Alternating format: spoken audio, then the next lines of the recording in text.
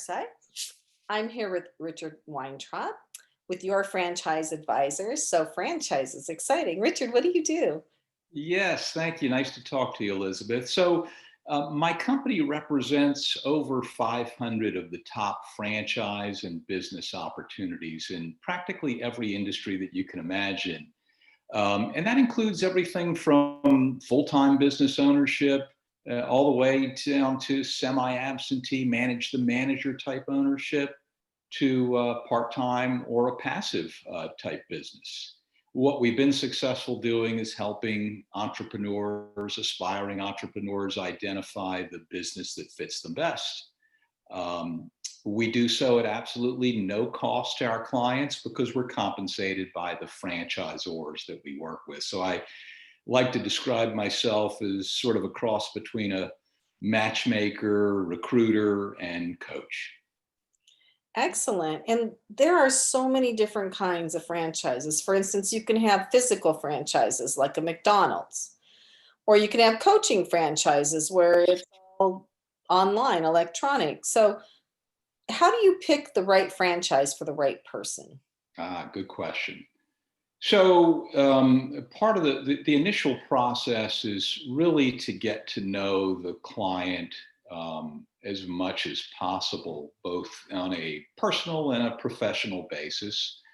We find out things like, what has their career been like? What are their interests? What sort of investment level are they looking at?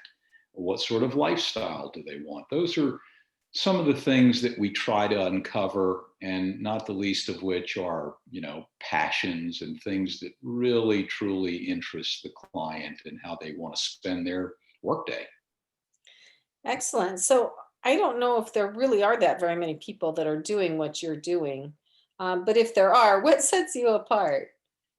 Yep. I think what's important about what I do, and I guess like most people and what they do is you really have to not only listen to what your clients are telling you, but how they're saying it, and that reveals quite a bit about what it is that they want out of their career.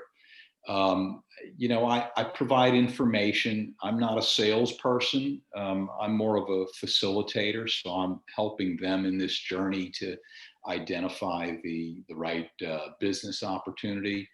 And I don't push because, again, that's not my role here. It really is to educate, facilitate, and really help people identify what business would interest them most and fit them best. That's awesome because honestly, if somebody feels pushed into something, they're probably not going to be that successful, right? I think so. So let's say I want to buy some sort of franchise, but I don't know what, and I come to talk to you. What's one of the first things you're going to ask me? The first thing I'm going to ask you is, what is it about, what's happened in your life that makes you interested in looking at a business right now? Because, that uncovers a lot, and you hear all sorts of answers. I hate my job, or I've always been entrepreneurial. Maybe I was laid off. There are all sorts of things, and what they tell you about what motivates them now, kind of tells you whether or not they'll move forward in the process. Right. So I know there are quite a few differences between starting your own business from scratch and buying a franchise. What do you think is the biggest difference? And do you ever tell people, well, maybe you should just start something yourself? Yes, I guess the primary difference between a franchise business and a startup is that a franchise is a business that has been proven successful elsewhere. The franchisor decides that they want to grow through franchising by training and supporting others to run a similar business that they've already perfected. And a franchise is not for everybody, but it is I like to call it a business in a box, because you're going to hit the ground running, because you're going to get that training and systems and processes and software and marketing from the franchisor up front. I've done both in my career. I've been a franchise owner and I started a business from scratch. They are two totally different animals. So if somebody has a particular lots of experience in a particular industry, maybe they should go it alone. Maybe they don't need the support of a franchisor, but I found that most people that I talk to really do see the benefit of franchise ownership. Right. I mean, it's a little bit the best of both worlds, but you still have a boss, right? Because you still have to adhere to what the top line franchise organization has as business standards for their business, right? I would not call it as having a boss. Rather, as we say in the industry, you're in business for yourself, but not by yourself. So it's a support staff. But yes, you do have to, follow the guidelines that the franchisor sets out for you. But honestly, it's for their own good, because the franchisor has done this. They've been in the business. They know what works. They know what doesn't, from their own trial and error. But yes, if you're the independent type that you want to learn for yourself, certainly have at it. But the franchise opportunity, again, allows you the knowledge from day one that you wouldn't otherwise have. Right. I remember way back when, I won't say how long ago, in high school, one of my teachers saying, "Why do people stop at McDonald's? It's not the best food in the world. The reason they stop is because they know exactly what they're going to get." Right? Every McDonald's franchise has the same food served the same way.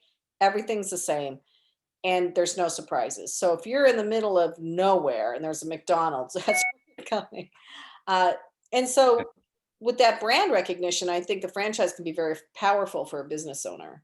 Absolutely. Again, not to mention the brand recognition, but again, all of the systems and processes and training and ongoing support that you get, makes your business more successful and then more appealing to your customers. So I've come to you, we've talked. I say, same old story. I don't have a lot of money. Are there franchises I can get into for about $1,000? I would say that the our total investment levels start at about $20,000 to $25,000 on all the way up to millions. I would say that the average franchise in our portfolio would require an total investment of between $75,000 and $150,000. Maybe $75,000 to $200,000 would be sort of the average sweet spot. But there are others for less and others for much more. So how long does it take to recoup those costs? A lot of factors that determine that, but certainly it depends on your upfront investment. Obviously, it depends on how quickly you truly do hit the ground running. Fortunately, a lot of that information is available to the prospective franchisee by engaging with the franchisor, who can provide some of that information. But even better than that, the franchisee, and this is unique to the franchise industry, the franchisee can speak with as many of their franchisees as they wish. The franchisee, oftentimes they're in a position where they want to pay it forward. They've had the same experience. And so they're generally very happy to share, their experiences with the franchise, with prospective franchise owners. Right, because all boats lift up together, right? No doubt. So No you doubt. want other people representing the same brand that you're under to be successful as well. So that Exactly. gives you a team. So that can be really helpful to somebody who's never done something like this before. Oh, extremely. Yeah, Mhm. extremely helpful. So Yeah, and that one overlooked benefit of being a franchise owner, and I experienced this when I was a franchisee, is the collaboration with other franchise owners around the country, and to be able to learn from others who are your colleagues and not your competitors, because they're typically operating in different markets, is just a huge benefit. And again, another thing that's unique to the franchise industry that unless you're part of an association, you're just not going to have that when you're in a business. If you're in a business, an independent business of your own. well, and I think for people leaving corporate, because I know when I left corporate, that was one of the really hard things is you have this group of work friends and now you don't. And so where is that group of work friends who are all kind of doing the same thing that you're doing and that you can bounce ideas off of? And that's powerful, I think, to have that with the franchise. I can tell you that, as a franchise owner, it was extremely beneficial to me. And I know how beneficial it was to others just to share ideas and just talk war stories. And it's just very, very helpful. Right. So do you have a success story that you can share? Yes, I do. I worked with this is already going back almost 4 years ago. I worked with a former attorney. We had, after interviewing him, we had looked at a number of different business opportunities. He liked one in particular. I won't mention the name, but he actually was not offered a franchise. The franchisors do not sell the franchises, they award them. Mm. And for whatever reason, they didn't feel as if he would be a good fit. I had never had that happen to me to that point in my career. So it certainly threw me for a loop because he was willing, financially able, and really a great candidate. But fortunately, I went back through my notes from my conversations with him, identified another business opportunity, and he fortunately was not deterred by being refused a franchise. And we did find him something else. And he is now as I hear from the franchisor, I wish you could send me more candidates like this guy. So that's a unique success story. I knew he'd be successful in whatever he did, quite honestly, because of his background and just the type of person that I learned about him to be. And so it was nice. It was a success story that almost turned out to be unsuccessful. Well, you rescued it. Somehow, yes.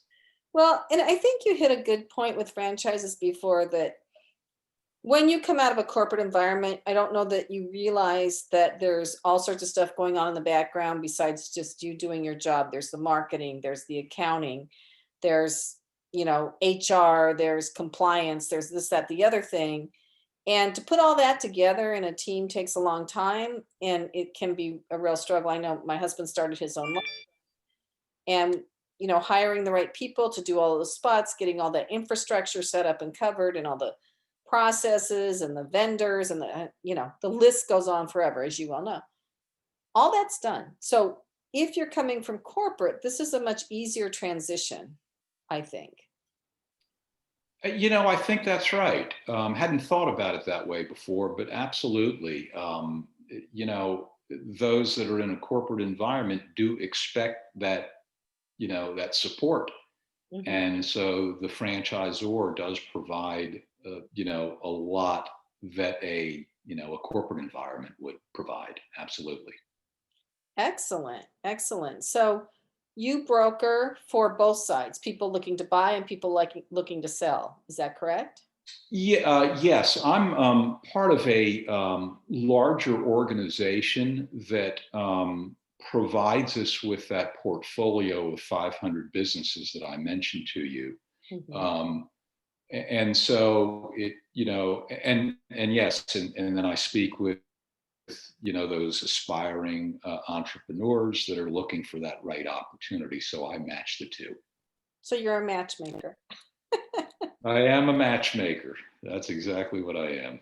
But it's important because just going out and trying to buy a franchise and being successful, if you don't have the right skills or attitude or background, it's going to be much more difficult to be successful. So if you can talk to somebody like you who really understands what this franchise needs and what your expectations are, the chances of success go way up.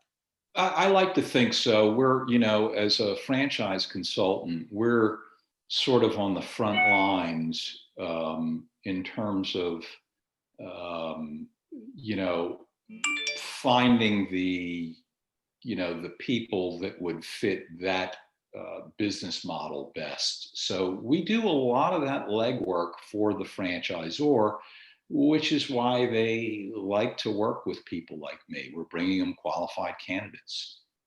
So how do you find the candidates?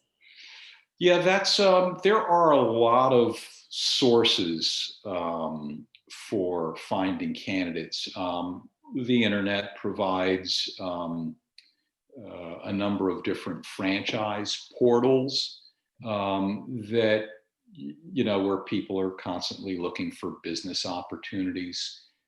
We connect with people on LinkedIn, which is how I believe we were connected. There are companies that identify people that are in career transition. You can network in your community through your typical networking type groups. Lots of different ways. Lots of different ways. So what do you feel is the most important factor for somebody to really get the right franchise and be successful in it?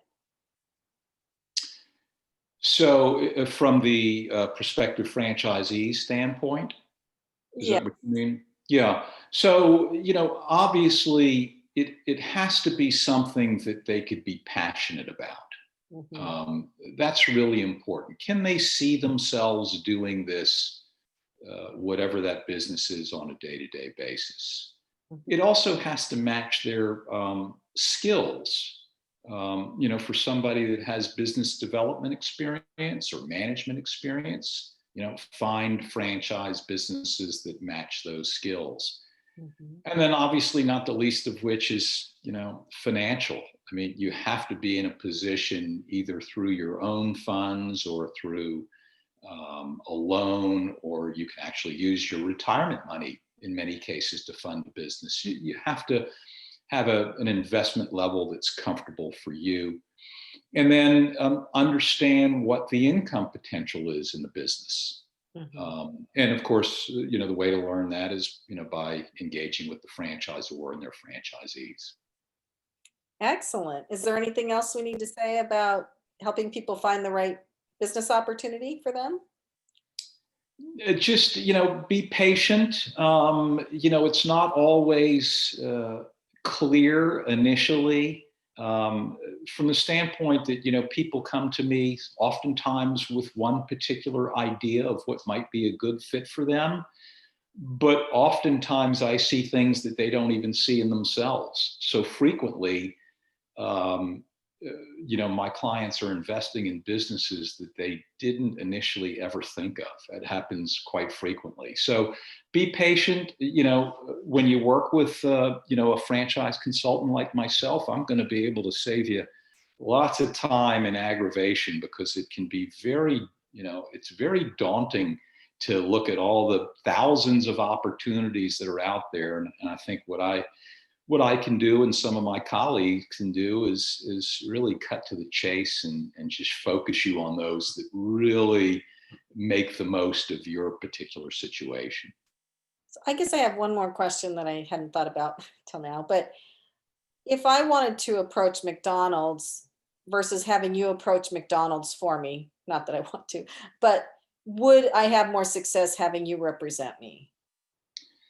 I wouldn't necessarily use McDonald's as an example, but certainly most franchisors um, do like the introduction from somebody like me, because again, I've done that legwork. It's rare when I introduce somebody to a prospect to a franchise that is unqualified. Right. Like I said, I'm saving the franchisor quite a bit of time as well. I would never introduce, one particular person to a particular franchise if I know for a fact, like you mentioned before, that it's not a good match.